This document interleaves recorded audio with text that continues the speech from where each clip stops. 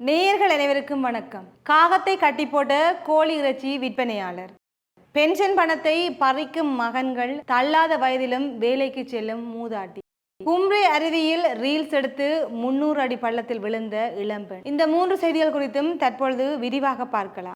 உலகத்தில் வாழும் பறவைகளில் காகம் ஒரு வித்தியாசமான பறவை என்றே கூறலாம். சாப்பிடும் போதும் சரி, அல்லது ஒரு பறவைக்கு ஏதாவது பிரச்சனை என்றால் கூட அனைத்து காகங்களும் ஒன்றாக கூடிவிடும் என்பது இயல்பான ஒன்று. அந்த வகையில் தான் காகங்களின் இந்த ஒற்றுமை நிரூபிக்கும் வகையில் தற்பொழுது ஒரு சம்பவம் ஆந்திராவில் நிகழ்ந்துள்ளது. ஆந்திராவில் ஒருவர் கோழி இறைச்சியை விற்பனை செய்து வருகின்றார். எனவே அவரின் கடையருகில் வந்து ஏராளமான காகங்கள் கூச்சலிட தொடங்கின. இதனால் ஆத்திரமடைந்த விற்பனையாளர் ஒரு காகத்தை பிடித்து அதன் காலை கயிற்றில் கட்டியுள்ளார். எனவே கயிற்றில் கட்டியதால் தப்பிக்க முடியாத காகம் வலியில் துடிக்க தொடங்கி இருக்கின்றது. இந்த காகத்தின் அலறல் சத்தத்தை கேட்ட லட்சக்கணக்கான காகங்கள் அவ்விடத்திற்கு வந்து இன்னும் அதிகமான சத்தத்தை போட்டிருக்கின்றன. அங்கிருந்த ஏனைய விற்பனையாளர்கள் வந்து இந்த கோழி இறைச்சி விற்பனையாளருக்கு தொந்தரவு கொடுத்ததை அடுத்து அவர் காகத்தை கயிற்றிலிருந்து அவிட்டு விட்டிருக்கின்றார். காகமும் சந்தோஷமாக அவ்விடத்திலிருந்து பறந்திருக்கின்றது. அந்த காகம் அவ்விடத்திலிருந்து பறந்ததை அடுத்து ஏனைய காகங்களும் அவ்விடத்திலிருந்து விலகி இருக்கின்றன. இந்த சம்பவமானது சமூக வலைதளங்களில் பரவலாக பேசப்பட்டு வருகின்றது. காகத்தை துன்புறுத்தியதற்காக அந்த விற்பனையாளர் மீது பலரும் தம்முடைய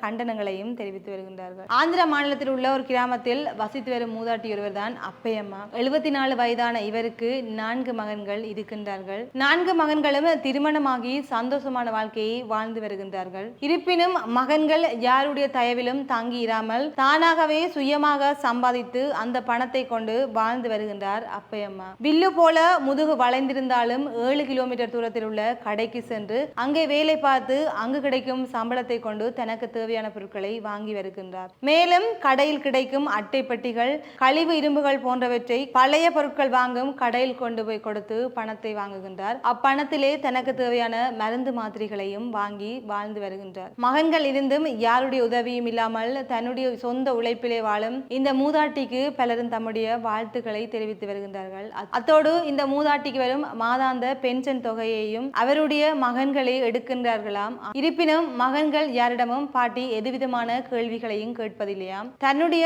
சொந்த உழைப்பிலேயே தானே வசித்து வருகின்றாராம். மகன்கள் இருந்தும் தன்னுடைய சொந்த காலில் வாழும் இந்த பாட்டிக்கு பலரும் தம்முடைய வாழ்த்துக்களை தெரிவித்து வருகின்றார்கள். அத்தோடு பாட்டி எப்போதும் உடல் நலத்துடன் இருக்க வேண்டும் என்றும் தம்முடைய கருத்துக்களை பதிவிட்டு வருகின்றார்கள். நடிகர் விஜய் நடிப்பில் வெளியாகிய வாரிசு திரைப்படத்தில் காட்டப்பட்ட ஒரு அருவிதான் கும்பே. மகாராஷ்டிராவில் காணப்படும் இந்த அருவியானது புகழ்பெற்ற ஒரு அருவியாகவும் காணப்படுகின்றது. வாரிசு திரைப்படம் வெளியாகியதை தொடர்ந்து ரசிகர்கள் பலரும் அவ்விடத்திற்கு சென்று பல்வேறு விதமான புகைப்படங்கள் மற்றும் வீடியோக்களையும் எடுத்து வந்தார்கள். அந்த வகையில் தான் தற்பொழுது புகழ்பெற்ற இந்த கும்பே அருவியை பார்ப்பதற்காக இன்ஸ்டாகிராமில் ரீல்ஸ் வீடியோக்களை வெளியிடுவதன் மூலம் பிரபலியமான அன்வி என்பவரும் இந்த இடத்திற்கு சென்றிருக்கின்றார். எனவே அவர் அங்கு சென்று ரீல்ஸ் வீடியோ எடுக்கும் போது கால் தடுமாறி 300 அடி பள்ளத்திலிருந்து விழுந்திருக்கின்றார். எனவே சம்பவ இடத்திற்கு வந்த மீட்பு பணியினர் 6 மணித்தியால போராட்டத்திற்கு பின்னர் அன்வியை மீட்டனர். இருப்பினும் படுகாயங்களுக்குள்ளான அன்வி வைத்தியசாலைக்கு செல்வதற்கு முன்னரே இடையிலேயே தன்னுடைய உயிரை விட்டார். பல்வேறு இடங்களுக்கும் சென்று ரீல்ஸ் வீடியோக்களை எடுக்கும் இவருக்கென்று